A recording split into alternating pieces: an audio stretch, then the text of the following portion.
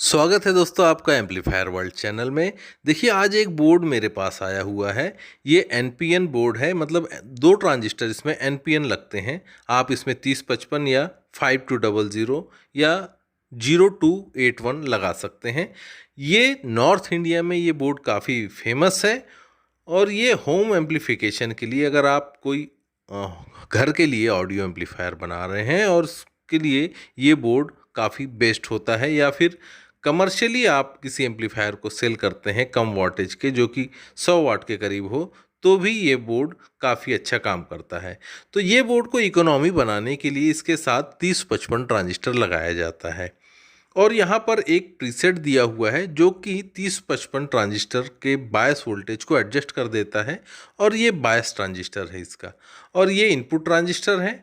और इसके बाद में देखिए ड्राइवर सेक्शन में आपको दो ट्रांजिस्टर, ये प्री ड्राइवर सेक्शन कह सकते हैं इसे, और मेन ड्राइवर सेक्शन ये है। ये BD139 एंड BD140 होते हैं। इनपुट ट्रांजिस्टर के वोल्टेज को रेगुलेट करने के लिए 12 वोल्ट का जीनर है। इसके अलावा ये दो ट्रांजिस्टर आप देख सकते हैं, ये BC557 एंड 547 है। इनका काम है VI लिमिटेशन, यानी कि अगर स्पीकर वायर शॉर्ट सर्किट हो जाए तो ये दोनों ट्रांजिस्टर जो प्री ड्राइवर स्टेज है इनके बेस पर वोल्टेज जीरो कर देते हैं। इस वजह से मेन आउटपुट ट्रांजिस्टर के बेस पे वोल्टेज पहुंचना बंद हो जाता है और नतीजा शॉर्ट सर्किट से एम्पलीफायर फेल नहीं होता। दोस्तों ये ब्लैंक पीसीबी नॉर्थ इंडिया में काफ़ी कम रेट पर मिल जाता है और इसमें आपको कंपोनेंट्स फिल करके इसे केवल चालू करना होता है। तो देखिए कैपेसिटर के निगेटिव साइड में ये हमारा निगेटिव ट्रैक है, यानी कि यहाँ पर पावर सप्लाई हमें देनी है जो कि ±35 वोल्ट DC होनी चाहिए।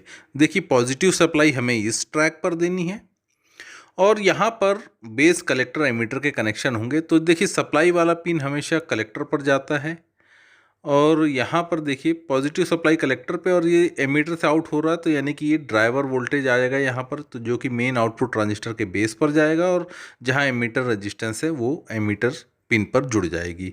ये दोनों वायर स्पीकर के हैं, ये ग्रीन एंड ब्लू वायर जो आप देख रहे हैं, तो यहाँ पर हम SP लिख देते हैं।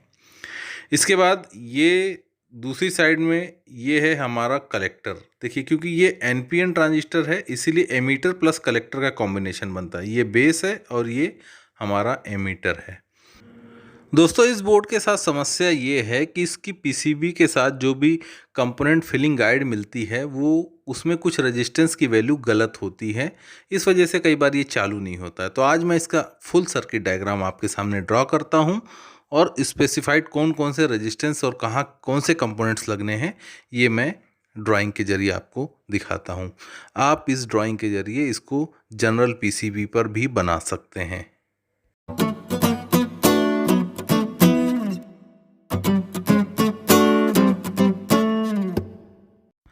दोस्तों सबसे पहले पॉजिटिव निगेटिव पावर सप्लाई की लाइन ड्रॉ करते हैं। यहाँ एक चींटी घूम रही है, शायद वो भी सीखना चाहती है और उसने चैनल सब्सक्राइब कर रखा है, और आपने अगर नहीं किया तो आप भी कर लीजिए। पॉजिटिव लाइन यहाँ पर रेड कलर से एंड निगेटिव लाइन को हम पर्पल कलर से ड्रॉ कर रहे हैं।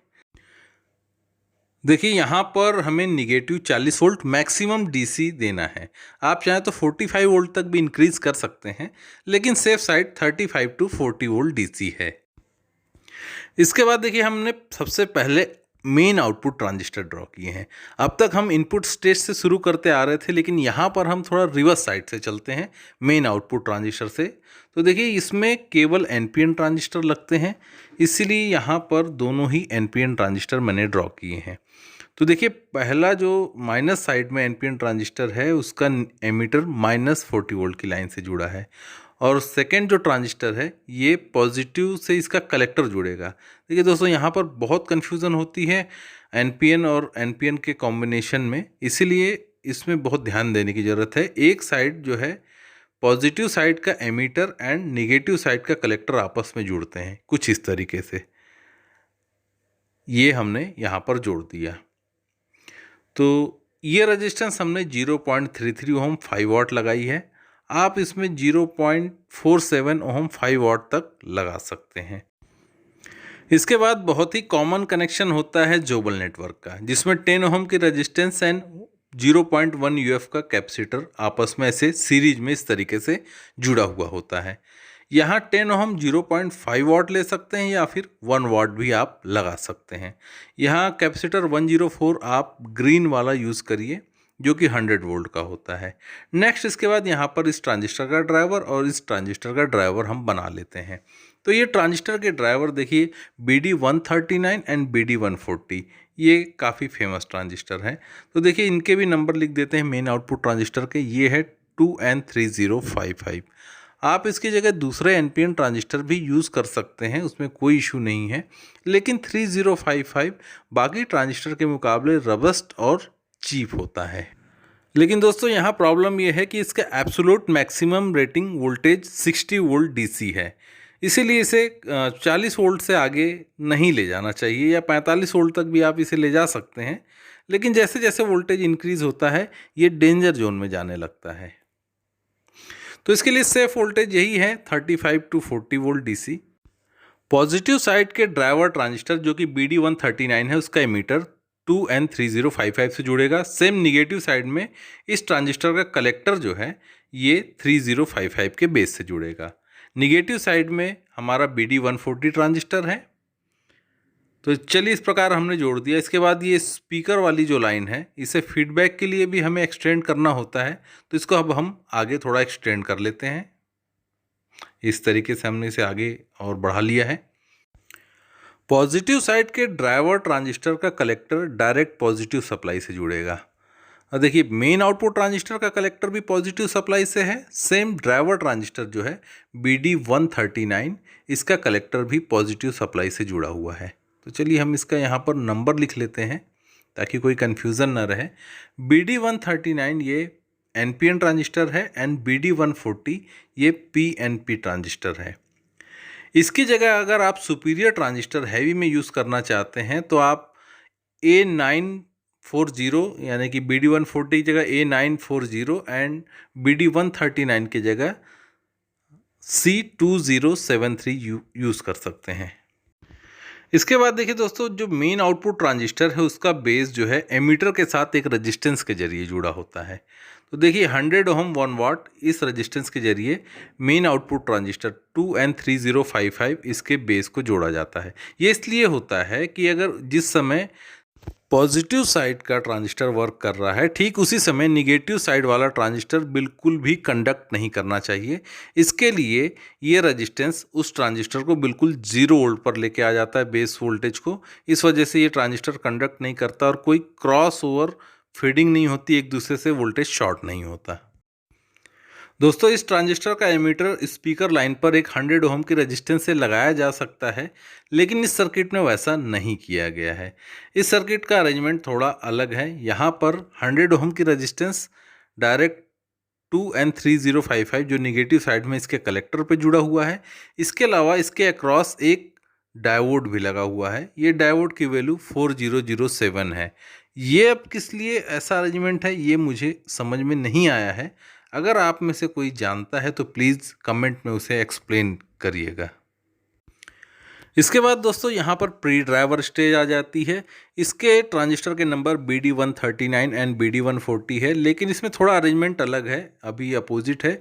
और इनके एमीटर को देखिए रेजिस्टेंस के जरिए पावर सप्लाई लाइन से जोड़ा गया है और इनके बेस को इस तरीके से जोड़ देना है। यहाँ पर हमने जोड़ दिया है। इसके बाद इनपुट स्टेज के 2 ट्रांजिस्टर आ जाते हैं। इन दोनों ट्रांजिस्टर के एमीटर को जॉइंट करके ये रेजिस्टेंस का नेटवर्क लगाकर इस तरीके से इनको सप्लाई दी जाती है निगेटिव साइड से। लेकिन बीच में एक क्लैंपिंग डायोड है। यहाँ पर ये 12 वोल्ट का क्लैंपिंग डायोड लगाया है, जिसे मैंने सर्किट में आपको दिखाया था 12 वोल्ट का झीनर डायोड। तो यहाँ पर देखिए 4.7 के जो रेजिस्टेंस है इसकी जगह सर्किट में 47 के लगा हुआ था। इस वजह से सर्किट काम नहीं कर रहा था, क्योंकि इस ट्रांजिस्टर जो इनपुट ट्रांजिस्टर है उनके एमीटर पर वोल्टेज नहीं जा पा रहा था। तो देखिए 12 वोल्ट का जो झीनर डायोड है इसका अरेंजमेंट इस तरीके से, इसका जो पॉजिटिव साइड है वो ग्राउंड से जुड़ा हुआ है। क्योंकि ये निगेटिव साइड को क्लैम्प कर रहा है, इसीलिए झीनर डायोड की पोलरिटी यहाँ पर उल्टी है। और ये 5.6 के का रजिस्टेंस है। यहाँ पर ये देख सकते हैं ये 5.6 के का रेजिस्टेंस मेन पावर सप्लाई से सप्लाई लाता है। उसके बाद ये झीनर डायोड उसको क्लैम्प करता है, इस वोल्टेज को फिक्स करता है 12 वोल्ट के ऊपर, और उसके बाद में यहाँ पर एक 4.7K के रेजिस्टेंस के जरिए ये दोनों इनपुट ट्रांजिस्टर के एमीटर पे जाता है। लेकिन यहीं पर 47K का रेजिस्टेंस लग गया था, जो कि सर्किट में ही ऐसा दिखाया हुआ है कि 47K लगाना है, लेकिन इसी रेजिस्टेंस के कारण ये सर्किट चालू नहीं होता है। तो आप यहाँ पर 4.7K लगाइए तो ये सर्किट बिल्कुल इजीली वर्क करेगा, और बाकी तो इस सर्किट में सब कुछ ठीक दिया हुआ है, कोई प्रॉब्लम नहीं है। इसके बाद हमें फर्स्ट इनपुट ट्रांजिस्टर को पॉजिटिव सप्लाई से जोड़ना है, लेकिन यहाँ पर एक 1K 0.5 वाट का रेजिस्टेंस आता है। आप यहाँ क्वार्टर वाट भी लगा सकते हैं, जबकि दूसरा ट्रांजिस्टर डायरेक्टली जुड़ा रहेगा प्लस 40 वोल्ट की लाइन से, उसका कलेक्टर। और देखिए यहीं फर्स्ट ट्रांजिस्टर के कलेक्टर से एक आउटपुट आता है जो कि BD140 ट्रांजिस्टर के बेस पे जा रहा है। मतलब इसी कनेक्शन से सिग्नल प्लस बायस वोल्टेज जा रहा है, लेकिन निगेटिव साइड में हमें इस ट्रांजिस्टर को केवल कंडक्शन कराना है। तो इसीलिए हमने यहाँ पर इस टाइप का अरेंजमेंट किया है। इसके बेस को डायोड एंड रेजिस्टेंस के जरिए एक नेटवर्क बनाया है, और एक रेजिस्टेंस और लगाई है जो कि 56K है और जो कि ग्राउंड से जुड़ी हुई है। इस वजह से ये ट्रांजिस्टर कंडक्ट करता है, और यहाँ हमें एक बायस वोल्टेज भी क्रिएशन करने में ये हेल्प करता है। दोस्तों यहाँ पर फर्स्ट इनपुट ट्रांजिस्टर को हम सिग्नल देने के लिए अरेंजमेंट बना देते हैं, जो कि एक कैपेसिटर और रेजिस्टेंस का नेटवर्क है। इस ट्रांजिस्टर के बेस पर 56K का रेजिस्टेंस जुड़ा हुआ है। हालांकि सर्किट में 39K लगा है, लेकिन 39K के कारण काफ़ी कम गेन होता है, इसीलिए इसको मैंने थोड़ा इंक्रीज करते हुए 56K रिकमेंडेशन करते हुए यहाँ पर इसकी वैल्यू लिख दी है। इसके बाद डिफरेंशियल स्टेज का जो सेकेंड ट्रांजिस्टर है, यहाँ पर आप देख सकते हैं ये सेकेंड ट्रांजिस्टर, इस पर हमें इसके बेस को हमें एक रेजिस्टेंस और कैपेसिटर के नेटवर्क के जरिए ग्राउंड से जोड़ना है।